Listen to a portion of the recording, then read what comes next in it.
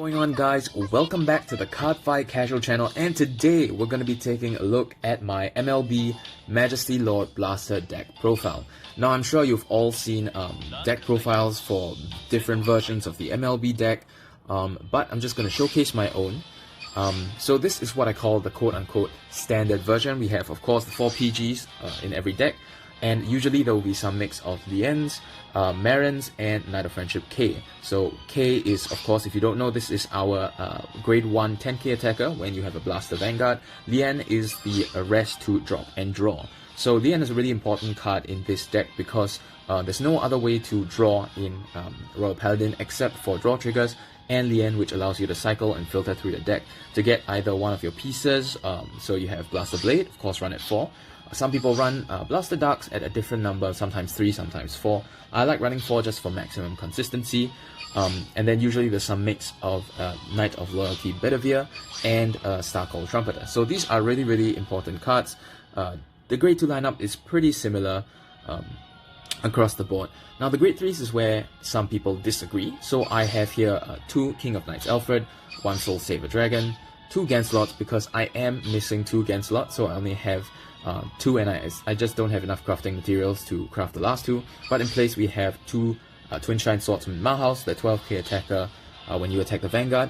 I have 1 Palamedes because I only have 1 Palamedes, 2 Holy Disaster Dragon, and of course 3 MLB, again because I only own 3 MLB. So I'm saving my tickets to try to hit the clan specific gacha banners because I think you can get more specific crafting materials that way.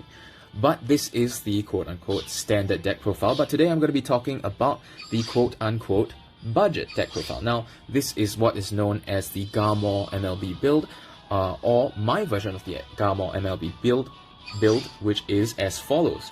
Of course, we run 4 Perfect Shield as well, but we also run 3 Lake Maiden Lien. You might want to up this to 4, but that really depends on whether you want to have the option of Knight of Friendship K at 2 copies instead of 1. And of course, the hallmark of the Garmore deck is 4 Snowgirl. And Snowgirl is pretty good because, you know, he gains 1k for every other Snowgirl, and they bumped him up to 7k in this game. And he works really, really well with Garmore, as I'll show you later. So of course, again, we have 4 Blaster Blade, 4 Blaster Dark, and this time I've actually opted to run a single Beast Knight Garmore. Now, I will not actually recommend that you do this. Instead, I recommend that you play more grade 3 Garmore, but unfortunately I only have 1 grade 3 Garmore. As a result, I'm playing 1 Bedivere instead of the usual 2, and I'm playing 3 copies of Star Call Trumpeter just to maximize the chances of getting the grade 2 and Blaster of my choice that I need. And then we're going to take a quick look at my grade 3 lineup. I have 2 Alfred, 1 Soul Saver Dragon, 2 Ganslot, again, pretty much the same, only 1 Holy Disaster Dragon this time because I do play 1 Fang of Light Garmore. Now, my recommendation would be, in this deck you actually want to play between 2 to 3 Fang of Light Garmore, and that is because he allows you to search out Snowgirl by discarding a card from your hand and just calling a Snowgirl from your deck. Now, it's important to take note that he doesn't actually create a Snowgirl, which would really push this card over the edge, make it a really, really good card. But as it stands, his first skill is, or rather his third skill, that they introduced this game really changed the game for this card. So all of your Snowgirl and Brugirl get intercept. Now, I think a few people have talked about it, but he is really, really good in a mirror match against another MLB, because at one point you will have to start out-resourcing each other, and when you have more intercepts, you're just likely to live longer. Of course, we play 1 Swordsman of the Explosive Flames Palamedes. Now, a lot of people like this card. I think it's actually okay. He doesn't have to be a priority. If you have him, you can play him at 1 or 2 copies, but since your front rows, you pretty much always want them to be a grade 2 interceptor, or you need, you know, the space for one of your other pieces to swing at either the rear guard or the face. The Palamedes doesn't really make a difference because, sure, he can hit the rear guard. The only important point is when you're facing off against the Shadow Paladin and Dragonic Overlord at the end, you have to use Palamedes to hit that the 13k base without having any boost. But it hasn't been too much of a problem for me so far. I would definitely recommend playing 2 copies of him. and I would probably either drop the Soul Saver Dragon and 1 Alfred for a couple more copies of Fang of Light Garmore. But I'm just gonna go into the deck and show you how it plays. The only change would be, so if you play 2 or 3 Garmore, Beast Knight, sorry, if you play 2 or 3 Fang of Light Garmore, you wouldn't play any Beast Knight Garmore. Instead, you would give that space back to Bedivere. And the reason, or the whole idea behind this deck is you really want to thin your deck as much as possible. So of course you have the Lians to thin the deck, but you also want to use Garmore's skill in order to call out as many Snow Girls from your deck before they all, get damage checked or drive checked or drawn. You have Alfred just in case you don't draw into anything that you need, or even if you need him to call out even a Snow Girl or just any grade 2 card. And yeah, it's just trying to fill your deck with as many things that can take more cards out of your deck. So if you wanted to play, say, High Dog Breeder Akane, that would be a decent option as well. But I'm just gonna jump into a game right now and show you how this deck plays. Now, hopefully we don't have to face a VP farmer, I don't have to do any extra editing, but that's kind of weird, didn't really go through there. But so I really enjoy this deck. I've been using this deck to climb, and it's been really efficient and effective. Hopefully I can showcase that in these couple of matches I'm going to be playing here. But yeah, I hope you guys enjoy this deck. Now, do I think this is better than the standard MLB deck? Well, in terms of consistency, I will have to say no. Because the other thing I forgot to mention is that in this Garmore deck, you don't actually need to have 4 MLB. That's just one of the options that are given to you because of the fact that you play Garmore as well. But of course, you don't actually want to draw into Garmore early game, you want to get him late game, and if you see something like this hand, depending on your opponent, I actually didn't catch it very much because I was talking, but depending on what you faced, you might or might not want to keep your first PG. Since it is Shadow Paladin, I'm glad I made the right choice. Usually I keep the PG that I get in my opening hand anyway, because like I said, it is very hard to get PGs using this deck. So always you want to put the Vanguard Brave behind the Vanguard spot, and sometimes if you ride the Lien, this would be a good time to use your skill, rest 1 so that you don't waste your first turn in that sense. Let's see if this guy actually gives me that first damage. So of course, gotta ride the Blaster Javelin, gotta get the Blaster Dark, standard, pretty standard, and looks like he is going to be giving me the damage. Now, I can't tell you how many times I've been in this situation with the 1 damage and I trigger a heal on the drive check and I just miss my ride. But hopefully this doesn't happen this time. We got a draw into Starcall Trumpeter, another really nice card. And yeah, so like they say, deck thinning is deck winning, right? So Vanguard Brave, again, another card that helps you to thin the deck. Of course, you don't actually want to be thinning the deck of MLBs, so most of the time, see, I knew this would happen, I just knew it on camera, this is proof. But no matter, we have 1 damage to the face. Unfortunately, I do not have a grade 3 in hand, which means that I will be stuck on Blaster Blade. But this is actually something that you might want to consider doing if your opponent... there's been a lot of times where I've either missed my ride or been stuck on the ride, and I just can't get to the next grade, in which case I actually spend 2 turns, I think, on grade 2, and sometimes you can actually out-tempo them because they're expecting the MLB play. And the truth is, MLB does use up a lot of your resources. It sucks in 2 rear guards, minusing 2 from your field, and leaving you with 2 empty spaces most of the time in front, and just making it super hard to guard. But my opponent has a pretty good opening here. I'm definitely going to keep this game in just to showcase the things you can do if this deck goes wrong. But at this point, the lack of Ganslots and the lack of MLBs aren't really showing themselves because, I don't have any grade 3s in my hand anyway. The good thing about this right now is that my opponent's not going to be able to get more than 2 damage off depending on this damage check. So let's see what we get. So no trigger, which means he will get a 2nd damage off, but that's not necessarily a bad thing. Like I said, you don't want to be healing. I've actually healed twice in a turn, rather 2 times in consecutive turns, and just been unable to get my MLB. And another thing you could do here, if you wanted to, was to ride the Blaster Dark and try again. But I'm not going to do that. Instead, I'm going to skip this ride, and I'm going to call... I'm just going to call Blaster Dark, because I want to... Part of me wants to bait him, and part of me wants to protect my own face. You could right now call a different Blaster to the other side, or even call a Starcall Trumpeter. Actually, now that I think about it, that's probably what I should have done. But I will show you what you can do with Starcall Trumpeter. in a little bit. So what you want to do is just swing at the rears to take out as much value as they can, because again, Shadow Paladin, if you're playing a tempo game, you just have to beat them in tempo. Okay, so we see that actually with this Vanguard Brave, you don't have to hit the Vanguard. Luckily, I get the skill off, and I can add an MLB to my hand. Now, always keep track of the number of triggers you have left in your deck, because sometimes with the draw triggers, there just has a tendency to bring you really close to decking out, and if that happens, you don't want to deck thin yourself too much. But hopefully he calls down a bunch of stuff which will allow me to pluck his field off later, and just showcase the ability of this deck.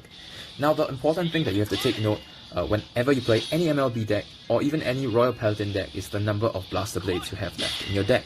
And if you have the option to go for either Blaster Blade or Blaster Dark, where it doesn't matter what the card is, in other words, you already fulfilled your MLB conditions, then it's almost always better to get Blaster Dark. One, because he doesn't have the Counterblast 2 on place to retire 1 skill, which is very, very useful when you're facing an opponent who has what am I saying? It is a very, very useful thing to have when you're facing 2 intercepts and you just need to clear, both of them with as little attacks as possible, so that you can get more damage on the Vanguard. But the other reason is, of course, you want to get your Gancelot skills off, their ability to return themselves to the deck. Unfortunately, there I think we've lost 2 Snowgulls already, and we only have 1 in our hand. But I'm just going to show you what you can do. So one thing you can do is just call down the Blaster Blade and Blaster Dark, but that would leave your face kind of open. What I like to do is use the skill of Starcall Trumpeter, calling this in front of a column here, and you see I have 2 open damage. I'm going to choose the Blaster Dark because, like I said, the Blaster Dark is sort of less valuable in the deck, and I want to keep as many Blaster Blades in the deck as possible. So here's something I can change. If I want to do an extra damage to the Vanguard, which I do, what I'm going to do is to actually place the Knight of K. You always want your Ks to be at the right side or the left side columns if you're boosting, and I'm going to place this behind my Vanguard. Now this is only possible because I chose to I don't need to boost my Vanguard because he's getting an extra 10k this turn, but you have to be careful about that. I'm just choosing to do this. Hopefully I will pressure him into using his Counterblast skill also to net me actually a greater tempo benefit, even though he thinks that he's getting rid of one of my rear guards in the front row. I'm actually just forcing him to get rid of 3 of his rear guards if he's using the skill, or if he's using Phantom Blaster Overlord, it is getting rid of one of his rear guards as well. So luckily we hit the heal there. Of course, we don't play any stands in this deck, so the heal and the draws doesn't matter, but a draw is always good because you want as many cards in your hand at all times.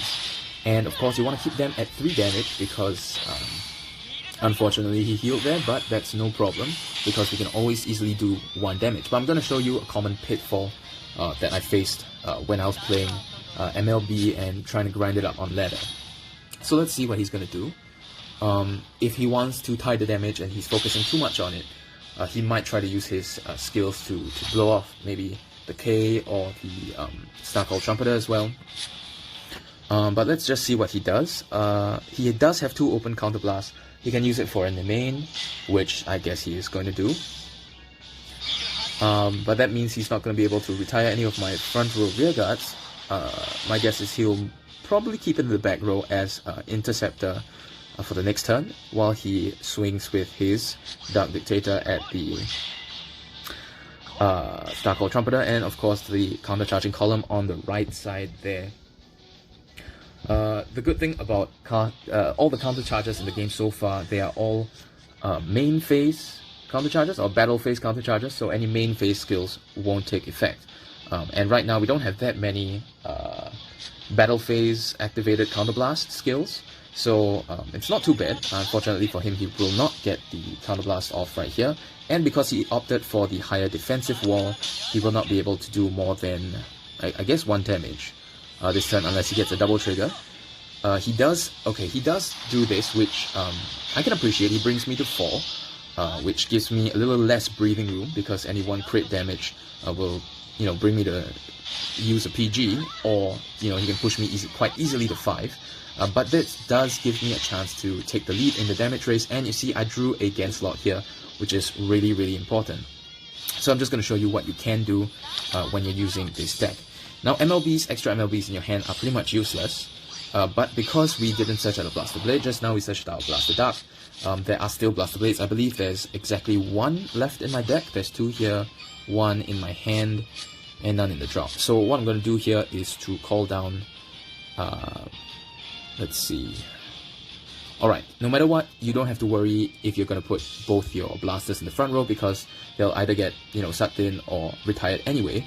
So I'm just choosing what I can do here, and I think I will actually retire this card at the side here. Just because Curse Lancer is annoying, and... okay, here we go. So a very common pitfall would be to call down Lien and maybe use her skill to countercharge, but as you can see, my opponent's Vander Blaster Overlord is at 13 right now, and hopefully, if I can get this right, I'll be able to knock a PG out of his hand, and you see I'm denying him the rest of the damage. Taking note that if he gets a trigger here, which he does, it might be a bit difficult, but I do have 2 draw triggers and 2 heal triggers, so we'll have to see how this goes. I could suck them in right now, but I'm not going to. Hopefully we get at least 1 trigger. If not, no matter. Okay, we get the draw trigger, so this is the best case scenario. And against Lot, which we will be able to cycle back into the deck if we don't draw our last Blaster Blade. So as you can see, we knock the PG out of his hand, and we still keep the 2 blasters in the front row. If you haven't seen the Vanguard Championships that Different Fight narrated over along with Kai, it just shows really, really good plays from Dotto and one of the other top finalists. I think it's Arden, and they're just really masterful users of both MLB and Dot and Shadow Paladin and OTT. It's a really great, it's kind of long, it's about 3 hours long, but it's really, really worth the watch if you have the time. You can watch in 2 times speed. That's what I usually do because there's just way too much. Now he might choose to push the offensive right now. It's important to note that if he can't, this is actually kind of bad placement on his part, because he can't use the domain as a shield if he wants a column to be able to attack on that side. So he looks like he is opting for the defense, which maybe tells me he has another PBO in his hand and he's hoping to close out the game. Oh wait, sorry, his domain can't even hit, so he's really going full defensive right now. And unfortunately, because the domain is 5k, even that 1 trigger is really not going to do much for him. And yeah, so it's important to note exactly at what point the game is at. And we see, okay, so we see the Fang of Light Garmore, and I would say that it is worth it at this point to keep the Garmore in your hand, just because we have 1 Snow Gull on the field, 1 in the soul, 1 in the drop, and none in the damage, which means he's still active. Of course, we're not going to ride him right now, but what we are going to do is to move K up, and hopefully we're going to drop, actually first I'm going to use Gancelot's skill, just in case I draw the last Blaster Blade and I'm not able to put the heal trigger back in my deck. So a lot of this deck is about the finer things, about timing, when to use what. We're going to drop that, hopefully draw into a PG or another grade 2. We get a Bedivere, which is pretty good. And a Bedivere is better in this case because you might get a heal trigger and be able to use the extra damage to do something. So I have sort of, if I heal right now, I'll have a possible 2 damage to work with to use Blaster Blade skill. So again, swinging the rear guards. At this point it doesn't really matter, I just want something to be in front of my Vanguard's face. And hopefully if he has no PG, we can bring him all the way up to 5, and if he does have a PG, well, he won't after this. But he's only shown 1 so far, I haven't really been paying attention to what he's got. But there is the second PG and next turn. Hopefully we can push him to 5 and hopefully close out the game. So there's some games you actually do win just off a rearguard attack and a Vanguard follow-up. Now I'm getting really low on cards. This is something I have to take note of, but I have no more draw triggers, so I don't have to worry so much about that. So late game, it's actually not so bad to draw into your draw triggers if you are a little bit worried about decking out. So I think he's probably going to go as hard as possible because he kind of knows, well, he has an extra turn. Well, maybe he won't be able to tell, but he does have an extra turn right now. So actually that choice of mine to drop the MLB there wasn't that great an idea. I think I would still have triggered the Garmore. he does not have the MLB. He does not have the second PBO, which means he will be doing 1 damage to me, but we do have a good chance of getting a heal. Any heals? No heals, but there goes the last Snowgull. So, if I was worried about dying at this point, I would ride the Garmore, and I might just do it just to showcase what he can do. But it looks kind of dangerous at this point, so I think I'm not going to do that. I do have 2 heal triggers left, so I think I can survive 1 more turn. So I'm going to ride Skip. Yeah, okay, so we're going to go for the game right here. Whether I get it or not is a different question. Unfortunately, because we're playing Lians and Snowgulls, they are 7k boosters and not really that big. But what I can do is this. Okay, so I'm going to swing with my rear guard to his Vanguard. And this is really the only way I can play this if he doesn't get any triggers. Oh, he has no triggers left anyway. So it looks like if this is not a PG, this will be game. But of course he's got 3 cards left, so it's a good chance that he has the PG. Which he does, so hopefully this will cut off his... Oh, I actually didn't pay attention.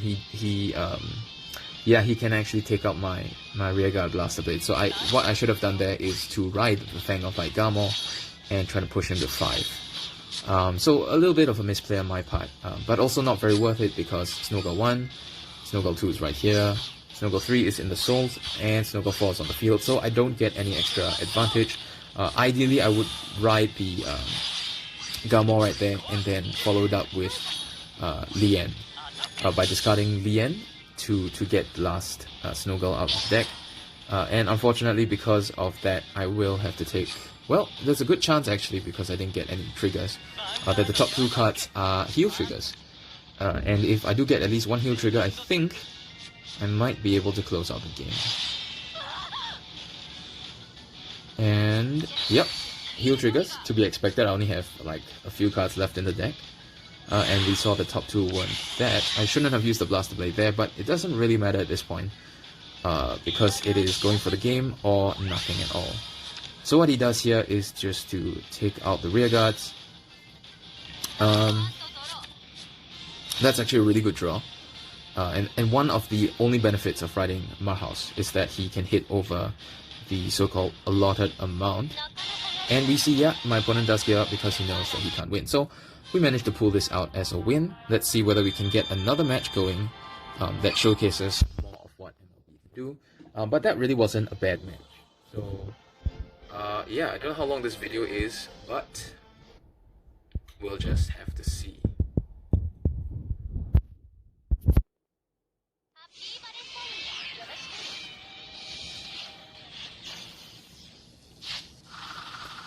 Alright guys, we've got another match right here against a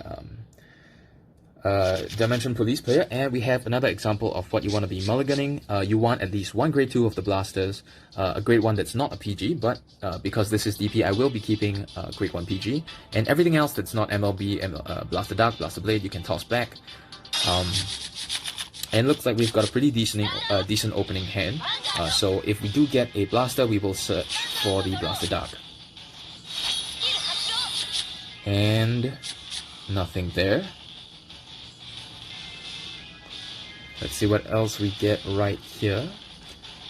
Can we get another card that helps us? We got 2 draws, so that does put us a little bit deeper into our deck.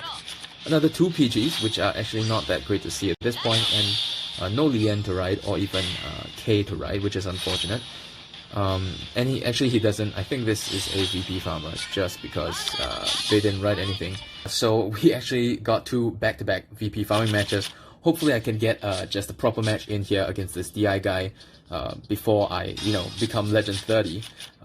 But yeah, let's see what we can do against this DI fighter. So already very nice. We've got a Star Call, a Blaster Blade, and a Blaster Duck in hand already. So now it's the hard choice. Of course, with riding the Lian this turn, I could use her skill to tap and do something about it, or I could call Lian to the rear guard and then give up one of the other cards in order to get something good. In this case, I am gonna ride the Lien, and I don't really care about doing early damage. What I want is my grade 3 ride. And if we're lucky, we'll get the MLB. If not, possibly some other grade 3. Okay, that's not bad. But definitely not what we're looking for. Of course, whenever you're faced with this decision as well, whether to ride the Blaster Blade or the Blaster Duck, if you have Star Call in your hand, it doesn't matter nearly as much. But I would definitely recommend riding the Blaster Blade, just because the Blaster Blade is easier to get to. But as you can see, this is another VP farming match, so I will be back. What is up, guys? So I'm actually back after quite a few games. Unfortunately, I thought the last match was gonna be like one of those boring matches, so I actually didn't press record. But it turned out to be an excellent showcase of the way that you can out-tempo a Shadow Paladin card, a Shadow Paladin player, just by using, you know, your cards and the Snowgirl and Garmore engine to the best of your ability. But right here, we're gonna be up against our worst matchup yet. Hopefully this is not a VP farmer, but it looks like this is probably another VP farmer. We will see though. It's possible that he just plays this to get the Overlords, and I'm right. He actually does play, I mean, he is actually playing in this case. And for him to use a skill like this, I think he probably will not give me a first damage. But that does not stop me. I'm gonna write K because he is most likely playing the full Dragonic Overlord build. And what I want to do is just have just be able to use Lien always or constantly to get the most out of this that I can. Of course, we are not hesitating to give him that first damage. He either goes into Chaos to strike out the Wing of Brave, or he will go into the Prowling Dragon Striken. Let's see what he does. He does go into the Striken to deny me that damage, which is no problem. And in fact, right here and now, we see that I can actually do this other line of play, which is to go for the Beast Knight Garmore. Now that does put me at an 8k base, so I'm not sure I want to do that. But it looks like he's gonna go for like lots of damage anyway. I'm not really sure what he wants to do here. I mean, he's definitely gonna look for either the End or the regular Overlord. Well, actually, he's going for the Blazing Flare. Interesting choice. But I guess that could have been the only one he got. So he does actually go for the damage, which is kind of strange. Most of the time, the standard player wouldn't go for that. But just because I can, I think I will swing at his face. Hopefully I don't get any heals. Whether I want to use the Lien, well, I don't really want to call anything else. Could use the Snowgirl, push the Snowgirl up front. But my Lien for his Lien, I think, is not a bad choice. Actually, I think I'm going to call the Snowgirl and do that. I do think that the Lien is actually more valuable in this case. And good thing we didn't get the heal trigger. He does get the heal trigger on his end. Keeping him at 1 damage is not necessarily a bad thing. He can't use the End twice in a row. Let's just check. Yes, that is indeed the one I want. Can never be too careful with these things. If he does want to snipe out the Lien with the Tejas, that's fine too. And of course, Snowgirl is good, but he's just a booster in this deck. So he does go for the Dragonic Overlord at the end. A really good thing. I didn't give him the second damage if he does have a second the End in hand. And you can usually tell these things if he does have 2 damage and you see the thinking sign pop up, it is an indication that he has the End in his hand. But looking at this, it seems that he has... I think he's going to go for my rear guards at this point. Oh no, he's going face. Okay. Interesting choice, because if I got a trigger there, he wouldn't have been able to hit the Striken, which means he wouldn't be able to use his skill that well. But here we're gonna see him go and push me all the way to 5, unfortunately, is what it's gonna be. And he does take out my Lien. Hopefully we do get a few draw triggers from this, or heal triggers, so that I don't, get pushed all the way to 5 with no recompense. Let's see. So really this is more of a showcase. Oh, no triggers, that's just what I want to see. But this is really a showcase of the power of Kagura that just really smashed through any Royal Paladin player's lineup. And I didn't really see what happened right at the end there, but we do have the MLB. We're gonna move the Snowgirl back. We know for a fact that we can call another Snowgirl, and I think I'm gonna do that right now. Actually, I'm not going to do that right now because I really need the defense, and so I'm not going to invoke the Snowgirl. Instead, what I'm going to do is call the Blaster Blade, take out the one that I can't hit, and then I'm going to call both Blaster Darks in the back rows here, making sure to put the Blaster Dark in the front and not the Blaster Blade, because I want to send one of the Blaster Blades and one of the Blaster Darks to the Soul, and because I know that I will guarantee hit at 22k, don't have to worry about that so much.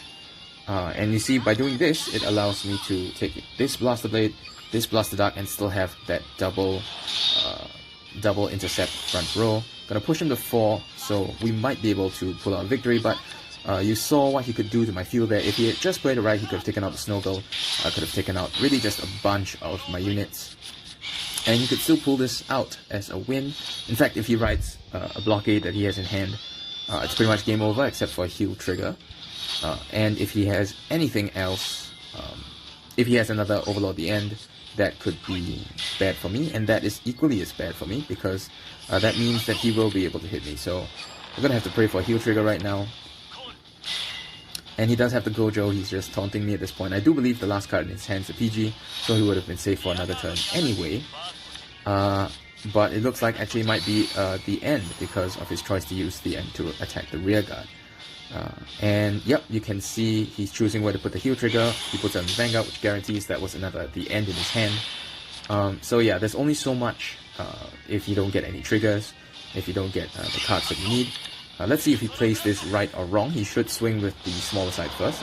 At this point, if he gets it wrong, you know, I can't really say anything about that. But yeah, he gets it right. And do we see a heal trigger? We do see a heal trigger. Really lucky, but I don't think we'll see a second one in a row. I mean, if we do, this game really should have been his. But that guarantees it pretty much, unless I put a double heal here, which would just be insane and pretty much unfair. So I'm glad to show that, you know, Kagero really does take the game when it's facing Royal Paladin. It really is one of its best matchups. Even the Garmore build doesn't save you from that.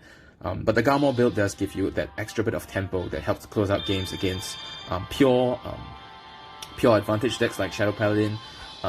Not so much, you know, decks that restand a lot, because, you know, they can just wipe out the rear guards. But yeah, I think it has a pretty good advantage against any clan that doesn't retire, because your field is so important.